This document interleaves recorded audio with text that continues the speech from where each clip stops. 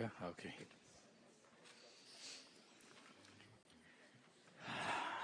Interesting. Setting. All right, good afternoon, everyone. Welcome to this session that the Munich Security Conference has called Illicit Affairs, though to avoid any misunderstanding about this being a reference to marital infidelity or something else, let me also note the subtitle of the panel, Confronting Criminal Networks Across Borders. I'm Dan Kurtzfehlen. I'm the editor of Foreign Affairs magazine in New York. I was struck to learn that this is the first time that MSC has had a session on this topic on the main agenda. That lack is notable, and I don't mean to pick on MSC here, because I think this reflects a lack of focus in the broader foreign policy and national security community, certainly, because the topics we'll address today, I think, are what most voters, civilians think of when they hear the word security, but it tends to not always be well integrated into the broader security conversations we have in this space. So I think this is certainly long overdue. And its inclusion this year, I think, is also a reflection of the way these issues have been brought into the center of global politics, especially by the U.S. administration in the past year, as the minister has probably knows all too well from the past several months. But I do think it's fair to say that the intersection of this set of issues with more traditional national security and geopolitical concerns has really come to the surface in conflicts across the world, in domestic crises and democracies in much of the world. So there's a lot to talk about and a lot of intersection with the kinds of issues that we've been discussing on the main stage today. I'm going to spend some time talking to each of our four guests, and then we'll open it up for Q&A from all of you for the last half, so please save questions as we go. I'm going to start with Colombia's Minister of Defense, Pedro Arnulfo Sanchez Flores, and I should say he is going to speak in Spanish, so prepare your headsets if you do need translation. But Mr. Minister, I'm going to step back a bit from this past year, which I imagine has been a very intense one for you. Your country has grappled more intensely with criminal networks, drug trafficking, illicit economies, really than almost any other country on earth. This has been the story of Colombia for a long time. If we go back 30 or 40 years, it seemed to much of the world that the country was really on the precipice of being a failed state. And then it was a great success story for a period of time, starting in the late 90s, due to the commitment of your country, most of all, but in partnership with other governments, including that of the United States.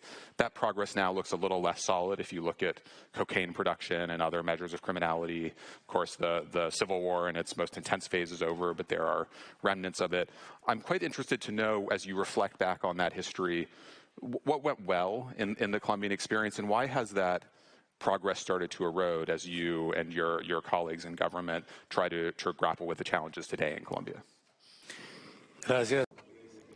Thank you very much for this invitation. The drug war is not new. It has intensified all over the world, and in the Colombian case, in the last 60 years, the problem has now expanded to other areas of the world. And the drug problem is a global problem. It's a health problem and an economic problem. And as long as there are millions of consumers all over the world, growing numbers every day, it's difficult to stop the supply. What has changed recently is that the former groups we had in Colombia that were rather communist groups, when drug trafficking came up, and in the 90s, when the Soviet Union was dismantled, they lost financial support, and it made them look for other revenues and other sources of revenue. And this was drug trafficking, and they became cartels. And we see that we've worked on the whole supply chain, and we've started with the production. And the strategy has tremendously changed with this government, because it's also a social problem. So we should not only use arms. We have to work together socially, but also with arms, 70-30%. But we have to change the economy. And in Colombia, we want to change the economy of the producers, of the crop growers. But if we see all over the world, we see people dying more because of drugs than going to the war.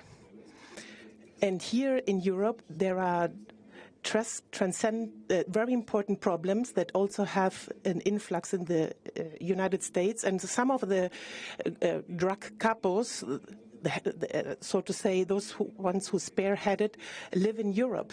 And we have to attack all these problems systematically from many different angles. And this is what we have done from Colombia, and we've talked to the United States. The decisions taken by the United States to attack drugs in America has led to the problem that now the drug problem has also shifted to other parts of the world. And I think the key is always to work together in a joint strategy to stop consumption, then stop the production, and then also change the economy in Colombia. In the Caribbean and off your Pacific coast, I know your government has contested the identification of some of those boats as smuggling. But it certainly is of a piece with a militarization or return to a militarization of the fight against drug trafficking and cartels. You see that not just in the U.S. administration, but also in El Salvador and Ecuador and other countries in your region that are embracing much harder line approaches. What do you expect those to achieve? And as you speak to your colleagues in some neighboring states who are taking different approaches, what are those conversations like? What is the case that you're making to them? I think the key will always be sharing capacities, sharing intelligence, information. We know that our relationship with other countries is based on economy, but also on security. We have common interests, and we've seen, like last year, there have been different positions, different opinions vis-à-vis Colombia on how to tackle the drug problem. We've seen what has happened, for example, in Ecuador, in Venezuela, but we've always focused our security and worked together with the other countries in matters of security. And I think what we mostly have to discuss about is how to tackle this problem together. Otherwise, we will be distanced even more, and in the end, the criminals win. In the case of Venezuela, for example, the Colombian government did not recognize the Venezuelan government. And, well, when this U.S. intervention happened in Venezuela, politically seen, they are now developing, and they want to hold elections to have a government that is recognized by the Venezuelan people, but also by the whole world. And when it comes to security, we want to have an alliance between Colombia, Venezuela, and the U.S. to tackle our joint problems. We need a joint effort. That is crucial, and we also want Venezuela to join in. And when you talk about Ecuador, we have, especially in the south, increased our pressure. And it's, in the end, it's if you make pressure at one side, the criminals will move to the other side. So yes, some criminals have moved to Ecuador, have caused for violence. That's why it's so important to join forces. Maybe we have a different strategy, but in the end, everything is based on communication to find a joint solution. Segue to Commissioner Magnus Brunner, who's the European Commission's oversees internal affairs and migration. It's striking that for all the focus in the U.S. on these boats in the Caribbean coming from Venezuela, most of that cocaine seems to be bound for Europe, from what we can tell, which just points to some of the need for cooperation, the interconnections that the minister was talking about.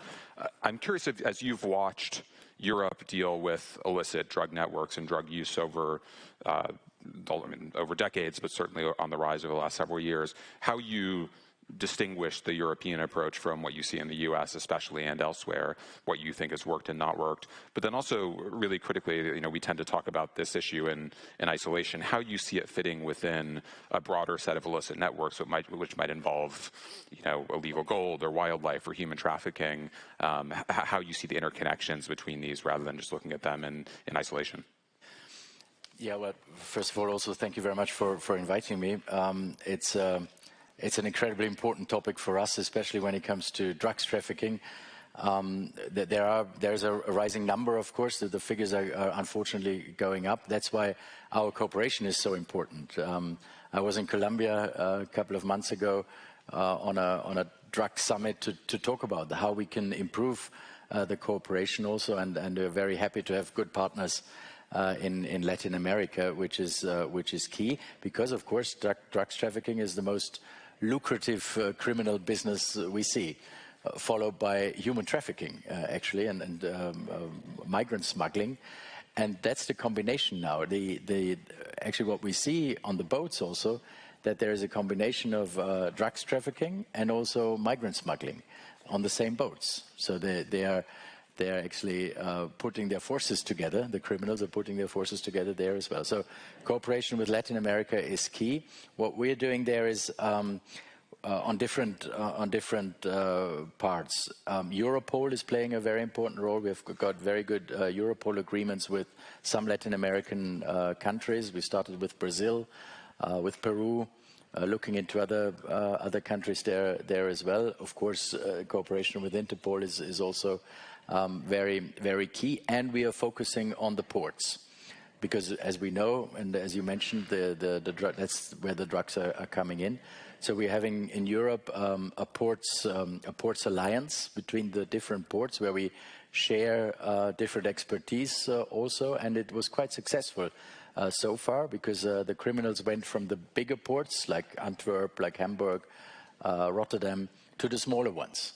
So they're moving, so now we have to concentrate on the smaller ports, of course, as well. And there, the cooperation, of course, with Latin America especially comes back in again. So working together with the ports in a public-private partnership way of working together is, I think, key. And the ports, as I said, play a crucial role, and they are doing their best, actually, I would say, to fight drugs trafficking especially. But the combination also and the interlink to human trafficking is growing as well, and that's what we have to fight against. So it's great to have good partners in Latin America, and I think we have to build on that. Jump in for a second. I just like to add a little detail. 1 kg of cocaine costs $3,000. In the US, 1 kg, $32,000. In Australia, $115,000, and in Europe, $47,000. So this means we have seized 60% of the drugs, and it's all the result of the Colombian intelligentsia. And we have detained people from 14 different nationalities. Really do deliver a point. Let me ask the Commissioner one more question before going to you. Europe has, at a national level, for the most part, as I understand it, been more forward-leaning than many other parts of the developed world on demand reduction, harm reduction strategies. I think in the U.S. there's been some experimentation with this in the last few years, but not with great success. And you see states that, California being maybe the clearest example, that had moved towards harm reduction approaches, more medical approaches to drug addiction, moving away from it. Can you say a bit about Europe's experience with some of those other methods, if you think of that as another side of disrupting criminal networks, but also trying to address the addiction problem in a different way? Well, in Europe, we have the situation that with 27 member states, and the competence is usually there. That's the beauty of Europe also, to have different societies, languages, cultures, but the problem or the challenge is that of course 27 member states have 27 different approaches also. What we saw in Germany, for instance, legalizing, what we always see in the Netherlands. So that's a bit of a problem. Where we work together is, as I said, in preventing, and in also when it comes to health issues sometimes, but especially when it comes to fighting trafficking altogether. That's where we as a European Union, as a Commission, can play an important role, I would say. That's why we also delivered our drug strategy where the ports, as I said before, are an important point, but where we also try to support the member states in health issues, in other issues as well. So it's a bit of a complicated, well, Europe is complicated, of course, with all the beauties we have, but the member states, we try to sort of support the member states. That's our job in fighting the trafficking, but also supporting the ports and having standards which are aligned across Europe. Let me go to Valdezia Urquiza, the head of Interpol. There's been so much talk at this conference and in the global political discussion more generally, not just for the past year, but for the past several years, about the decline of multilateralism, the decline of cooperation across broad sets of countries. You've heard from the first two speakers how much of this depends on effective sharing of intelligence and working together very closely operationally day by day. You sit at the center of that kind of cooperation. How are you grappling with the decline in multilateralism, the growing tension between great powers, all of whom are members, or most of whom are members of your organization? Do you see that starting to hinder the kind of work you're trying to do, or do you have ways of working around it? First of all, thank you for the opportunity to join you all here for this discussion. You see from the comments of the Commissioner and the Minister on how transnational is the most criminal threats that we are facing. So the reality is that right now you cannot run a single investigation related to drug trafficking or human trafficking without exchange of information between different countries and different police agencies. So multilateralism is more important than ever, especially in our field, especially when it comes to prevention and investigation of crimes. We also see and we understand that during moments like this, where you see fragmentation, where you see the geopolitical tensions in place, that's where criminal organizations will expand their activities. If there is a country that is not working, that is not cooperating, that is not exchanging information, you see that criminals will move to that location, they will move their assets as well. So having the possibility, even in moments like this, to exchange information, to guarantee that on the technical level, you maintain a platform where countries will come together and they will cooperate, it's absolutely important. What we see at Interpol at the moment is that countries are understanding that need and they are respecting that. So they also understand that Interpol is a technical platform, that we maintain our work based on the value of neutrality, and that they can trust that the platform will serve only the technical purposes of it. But it's certainly fallen suspicion, at least, to the great powers who are involved in competition, whether it's over the use of red notices or just suspicion about the way competitors might be using Interpol. Surely that has that's a new challenge for your work that you might not have faced 15 or 20 years ago, I imagine. Yes, but the ability we have to work with and manage information is set in a way that countries can define what information will be shared and with whom will have access to that information. So it's really tailored, and you can decide to share that on a regional level, you can decide to share that bilaterally, or we can use the entire membership for that. The same goes with operational activities. So we work in the spirit of cooperation. If there is a piece of information, if there is one activity that you do not want to engage with, then this is respected. And that's why I believe that even in the moment of the fragmentation we are seeing on political level, we are still seeing the growth in the use of our platform. Let's ask one other question before we round this out. With any major illicit network, there's almost always some penetration into the state, into the public sector, with corrupt officials, assistance from the state at various levels. How have you seen that evolve? Have you seen both the level of that evolve and the effort to combat it evolve? And how do you see the role of international cooperation in addressing that dimension of it? What we see in the cases that we support on investigation of criminal cases is that criminals will always take advantage of any gap that they find. And this is true with corruption as well. So when you talk about drug trafficking, environmental crimes, human trafficking, if they find the opportunity, they will use it. What's important and what we see as a best practice in the cases we support is that when you are facing a case of a criminal network operating, you need to investigate the entire cycle. So it's not only the specific crime that is being investigated, but all the connections, how the money is moved, who else is involved. And especially with financial investigation, you are able to identify, through the flow of the assets, you are able to identify potential cases of corruption. And very recently at Interpol, we have developed a new tool that is now helping, since last year, member countries in financial investigations. That is called the Silver Notice. We use that to trace assets that belongs to criminal networks virtually anywhere in the world. So this is one of the ways we help with that type of investigation. Let me turn to Khadija Yasmin Bokhari. I hope I got that pronunciation more or less right. Most importantly, a Munich Young Leader 2026, I think MSc requires me to say. Also the co-founder and director of litigation and advocacy at Musawi, an organization based in Lahore, but that works across Pakistan.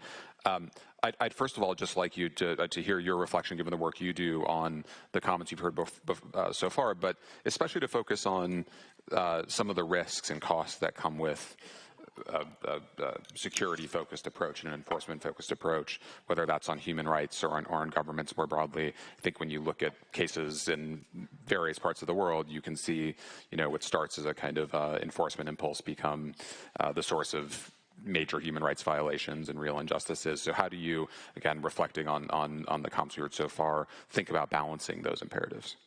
Absolutely, and I think that's very important to understand that organized crime and all these subsets of it is not just a law enforcement issue. It's practically a governance issue as well. And as the minister said, it's a social problem. So we cannot have a one-dimensional approach. It has to be holistic. It has to be eventually, we must not lose sight that this fight, when we're talking about strategies to fight organized crime, the fight is actually for whom? The people. And if ultimately the people are also being crippled by the one-dimensional focus, which security sometimes has, then we are not really solving the problem. And I just want to say it's not a trade-off. Human rights is not a trade-off. It's not supposed to be looked at in the balance. It is supposed to be the essence of law enforcement. And I say this because, I quote this often, that you cannot treat a crime with a crime. So when we are looking at, extrajudicial killings, or we're talking about, doubling down on these efforts where we're not giving fair trial rights, and we see that often because the focus is so one way, then we are not really building that public trust that also allows for that social change to take place. And eventually, I want to also add here that the human rights approach, or the rights-based approach, is also providing you the solution. So once you lose focus of that, you oftentimes miss, what are the drivers of actually trafficking, human trafficking. And, in our work, for example, we found that in child trafficking, in Pakistan, we don't have universal birth registration yet. So, we don't have people looking into how legal identity, the lack of legal identity can also, for children, can also be making them more vulnerable to being trafficked in, countries like Europe and the Middle East. But we wouldn't have that perspective if it wasn't for human rights. So I think it's important to ground our experiences, the lived realities of people. And I think I want to also add that how a country that does not respect its human rights, and it doesn't look like it's not using that in its enforcement strategies, then also has that effect internationally, right, where we're coming. So it's a security focus, then there's no respect for international human rights either. And then what does that do? It hampers international cooperation, because we are seeing this fragmentation. We're seeing that international organizations are not to be the ones that we rely on, but state security mechanisms. And we were talking earlier as well that, like Marco Rubio said in his speech earlier today, that which we are still reflecting upon, that we think mistakes have been made. And one of the mistakes is also that states have surrendered their sovereignty to international organizations. So it's also already showing that distrust, and I think it comes from this idea that human rights is on one side, and we need to focus on the problem with a hard-lined approach. And I think that's missing the ball, and it's not going to eventually have that eventual effectivity, because it's a short-term solution maybe, but long-term public trust, weakening of institutions, it happens in this way too. So you need to focus on judicial independence, prosecutorial accountability mechanisms that are in place, and all these measures which may be long-term, but are essentially more effective in the fight against organized crime. Interested in given the centrality of human trafficking and in your region more broadly, as you see harder lines on migration in much of the world, both in the U.S. and Europe, but also in many parts of the developing world, does that lead to an increase in human trafficking and greater risk on that front, given the reduced illicit pathways for people to try to migrate? Absolutely. And again, it is increased because there isn't a human rights approach to it. We're not focusing as much as we should on community resilience. We're not also focusing on earlier we had this amazing discussion where we were reflecting on it. The question regarding migration and illegal immigrants, it's supposed to be how do we make these migrants, how do we integrate them more effectively rather than crushing them. So I think the human rights approach would be one where you are looking at local mechanisms, whereas community resilience building, trauma-informed approaches to deal with these issues, and not just this one-dimensional approach where you need the immigrants out, because that's not going to solve the problem. It's not going to eventually lead to sustainable change that we are all fighting for over here. So I want to go to questions from the audience in one moment, but just a very quick question that I'd love to hear each of you reflect on in 45 seconds. Technology has, I imagine, complicated the work you do in all sorts of ways. It's also given you new tools. As you reflect on technological change in the last 10 years, whether it's crypto and what that means for illicit financial networks or other communications mechanisms, in what ways has that made your job harder and easier over the last years? I realize that's a big question, but if you have a couple thoughts on that, starting with the minister, curious where you focus on those challenges. Criminal groups can respond much faster to technology than the state. And we see that there are interconnections through social networks. This is used for legal purposes, but also for illegal purposes. We have cybercrime in Colombia, where happens a lot of extortion, and then drones to attack the population. And the key will always be share information with Europol, Interpol, with all the communities, with all the inhabitants, giving them the necessary tools so that they can react and we can all react. Let's give you a second. Yes, I think there is huge potential also. It complicates it, but there's also an opportunity for using these same technology, which is neutral in the way that it can advance protection frameworks as well. And I think we need to invest more. So, for example, we see when we talk about digitization, automation of customs, for counterfeit products, or we look at automation of taxation payments. So I think these are important, and AI can really help boost them and, really create connectivity as well through them. So I think, again, the focus should be more investing in these things. And I think Pakistan is just starting the debate on investing in AI, and we're still far behind on that front. But whatever is a problem is also, I would say, a way forward and a solution at the same time. Yeah, well, as we know, criminals get more sophisticated, more international, cross-border, and more digital, and that's why we have to focus on that as well, and have to give our law enforcement the right tools. That is lacking. They're always a step ahead, of course, well, not only one step ahead sometimes, and to fill that gap is so important. So lawful access to data is something which is really, really, really important, and I'm aware, of course, of the balance we need, data protection on the one hand, but also that we get the data for the law enforcement, and that is lacking, and that's what we desperately have to work on in the next months to make the life of the law enforcement easier and to close the gap. It's both making the life easier and harder for law enforcement. Yeah.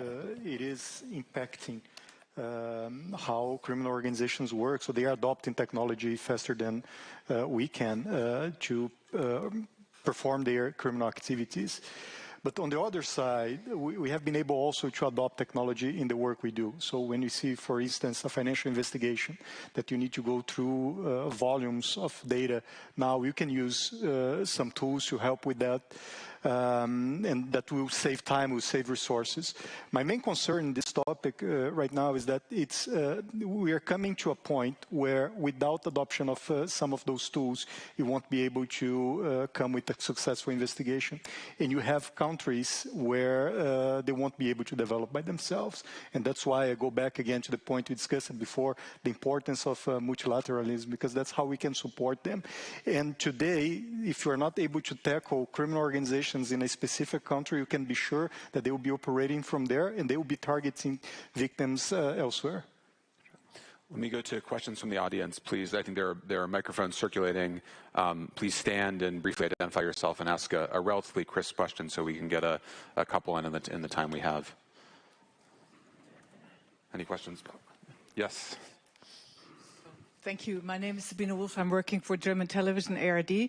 Last year I did a story on cyber slaves in Asia, and I was observing that, you know, German law enforcement went after one single case after another, trying to follow the money. So then I observed that the US sanctioned one of the individuals behind the crime, and immediately the crime was disrupted. So is it sometimes more effective to use different methods? In this case, it was obvious that this was more effective.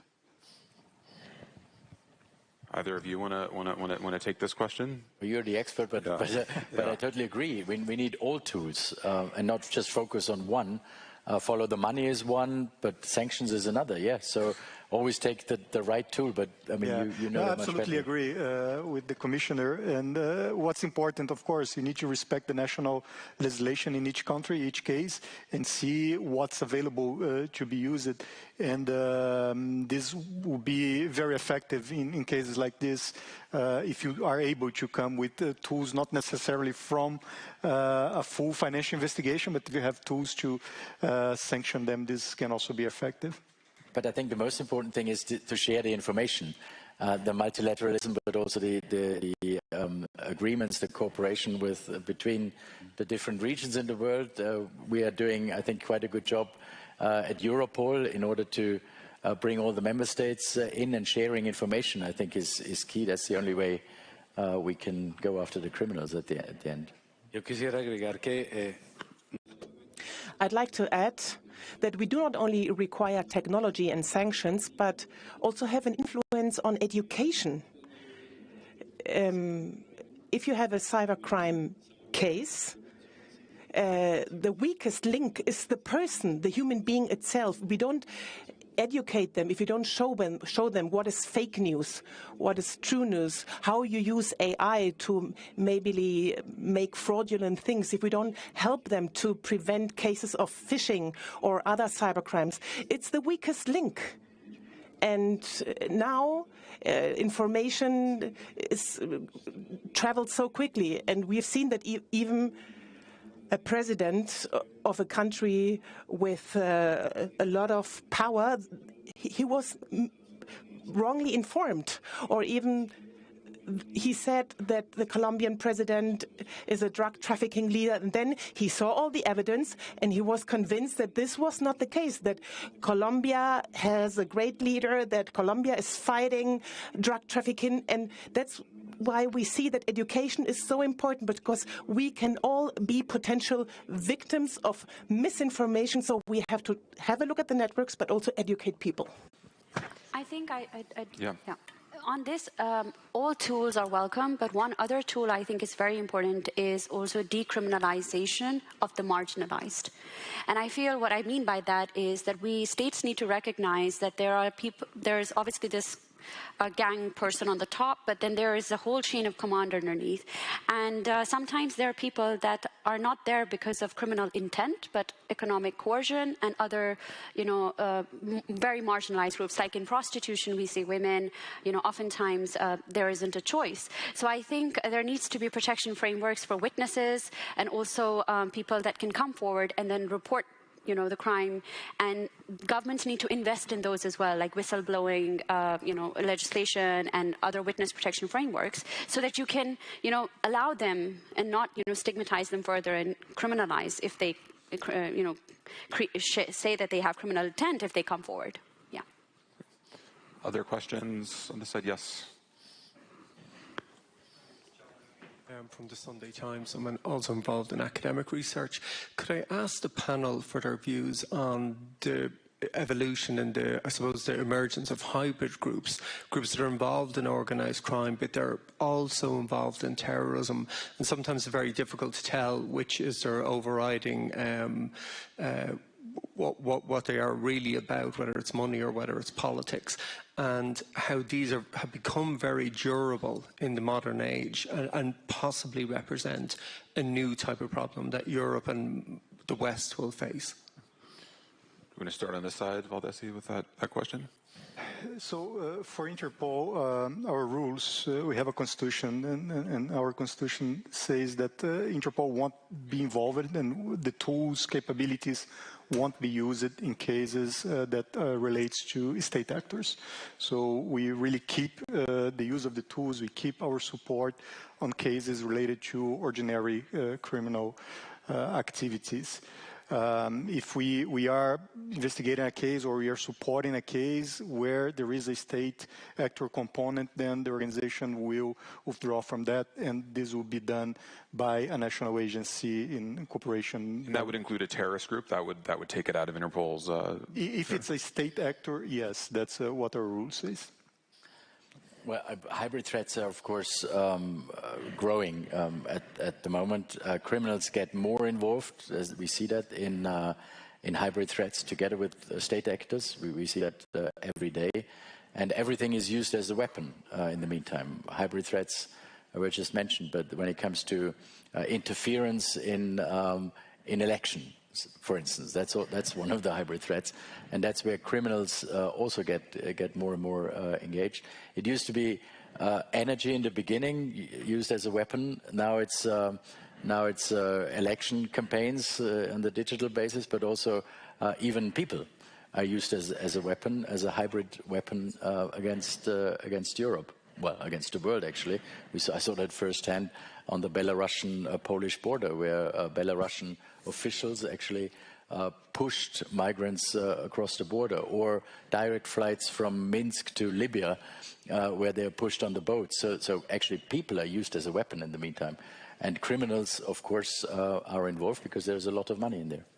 And there's reporting certainly that when you look at Russian sabotage campaigns in Europe more broadly, a lot of that is using European criminal groups, and exactly. It's Russian money, but totally. it's totally, and there is evidence for that, and that's happening almost every day. And sorry to linger on this, but are you confident that European governments in Europe more broadly is starting to get a handle on this, or do you see this escalating as we go forward? Oh, no, we are fighting these hybrid threats every day. We saw that in the, as I said, the election campaigns, for instance, where we really fought back, successfully fought back. So, yeah, we're fighting that every day, of course. Yeah, I think that the approach that Interpol takes to this, as treating them as distinct issues, is important.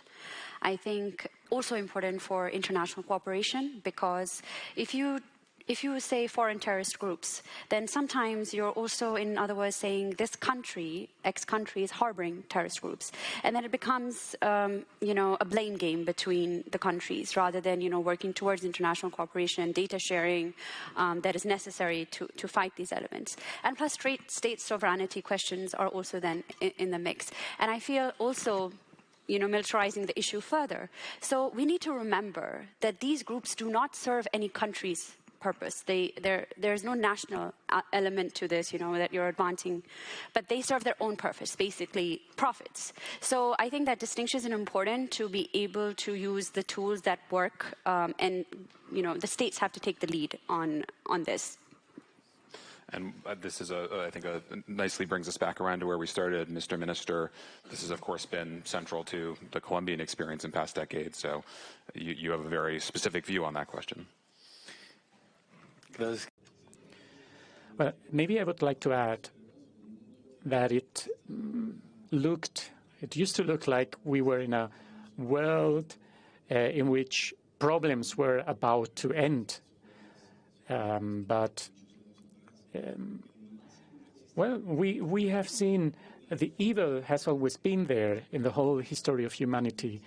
But nowadays, organized crime networks interact because there are a lot of factors which may produce very different results. Very often, they don't know each other. They kill each other. They use some other people to commit crimes for them and to try and destabilize a nation. For instance, we have seen that France set up a very strong team to combat misinformation. We also spoke to Europol, to Interpol, and they told us about how Europe is combating organized crime, because sometimes in Europe you may see criminals dressed up with a tie and a suit, but in Colombia they usually have guns. And I think we have to offer a perspective to them, because usually they have their own personal objectives, and that's why they tend to be corrupt. So they need a motivation. We need to fight this corruption, which we have seen very often, by improving our economy. And usually they use weapons. Actually, 40% of weapons killing Colombians come from the US. Only 60% come from the rest of the world. So we need to connect, all of us, so that cross-border organized crime can be tackled. That is a great note to end on. Please thank our panelists for packing a lot into a very short session. Thanks to you all. Thank you.